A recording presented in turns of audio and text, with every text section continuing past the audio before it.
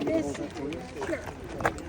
What started me on this quest for trying to create a dark sky community in Blue River was this particular map that shows the light that we had in 1950 in the United States, then 1970, then 97, and 2025. You can see just as exponentially there's very few dark spaces left in the United States. And Oregon happens to be the home of the largest dark sky sanctuary in the world. So, based on that, we are looking at the state of Oregon, and where we are is in this little dark sliver right in here. And this is Blue River showing up in red, meaning that from space, even though we only had 4 buildings built, we were in the red category of like New York City. So this is also a picture of actual Blue River. We have a designation at the county, and so we're trying to apply to the county for an ordinance, dark sky ordinance in Blue River, which is one of the qualifications for getting us dark sky certified. We've been getting incredible help from Dark Sky Oregon, and recently I connected with a group in Central Oregon who Oregon Tourism is supporting an amazing amount of put money into and supporting astrotourism, night tourism. We had the opportunity to go out in the lake in the dark. I mean, it was incredible stuff. So since our community is a recreation-based community, one of the economic foundations, we are trying to expand that into dark sky adventures as well as fishing in the daytime. So, based on that, Dark Sky Oregon sent a special person here with a special light reader, and we walked all over the school. I saw more about the school than I ever knew existed. We looked at every light at the school, we inventoried it. We walked around Blue River during the day and inventoried every single light.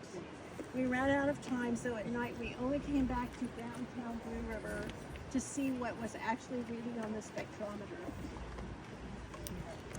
Lane Electric has been working with me for the last 5 months to get an IDAR, International Dark Sky Light, put into place that meets the color and the lumens, the amount of brightness, and has the full shielding. So what we have here is the only light in Blue River that meets an IDA criteria as an OK light. As you can see, it's only partially shielded because they missed the other 2 pieces, but when you come at night, you can see the light stops at the bridge. The light that isn't shielded goes out into space forever. So this is my favorite. If you can kind of like share this. This shows what good lighting actually is and what isn't. So I have made arrangements to meet with all of the board of directors for all of the buildings we now see. Plus, I'm trying to have a conversation with the chamber about what it is we're trying to do and why. All it takes is one good light bulb, fully shielded, or put on a dimmer switch if you have a personal home, to make all the difference in the world. Because now what Dark Sky Oregon is trying to do is increase the dark and eliminate the light glare by making good choices individually and with all the new buildings that are going up. So that's what's going on here.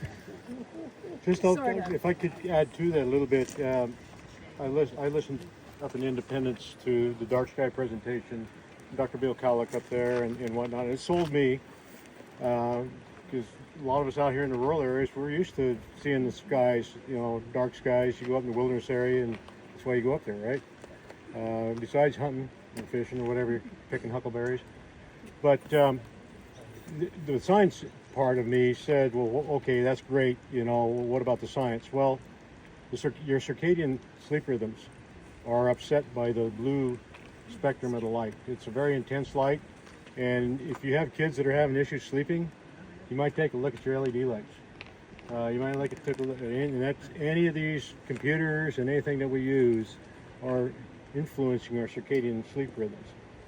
To the point where even I found, what they shared was scientifically, you can put these dark sky compatible lights in there, and the insects won't be attracted to those lights. Instead, what they'll go out and do their normal thing, you know, which is floating out there in the dark, so the bass can eat them, and so the fish, they can drop in and the fish can get them. But if you upset that natural cyclic ecosystem, it's going to affect our fisheries. It's going to affect our, you know, right on down the line. And so there's that. Just it makes sense, you know. And then all of a sudden now you can make money doing it, ecotourism. So you know, we're talking with the chamber. The chamber is talking about supporting this. Ken Engel is president of the Chamber of Commerce here at McKenzie River Chamber of Commerce. It's a big deal if we can sell it to the commercial owners, and then to the residents. We'll start maybe hopefully here in Blue River and move it out. And then there's more evidence. We could take long. Sean could talk for the rest of the day on this.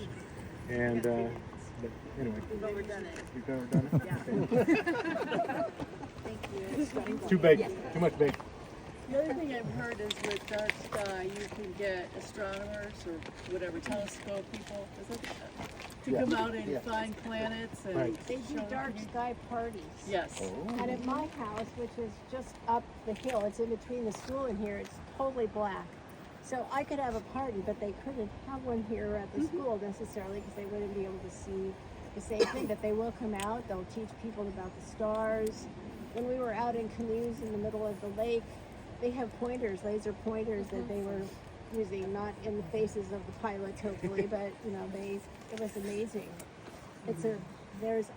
I'll just show you this one book. I only have one booklet, but Central Oregon has a whole entire, their tourism, you can look at this and get it back, but it's really sophisticated. They're putting a lot of money and energy and time into bringing tourists to Oregon because of what we already have here, which is drawing people from all over the world, the dark sky sanctuary.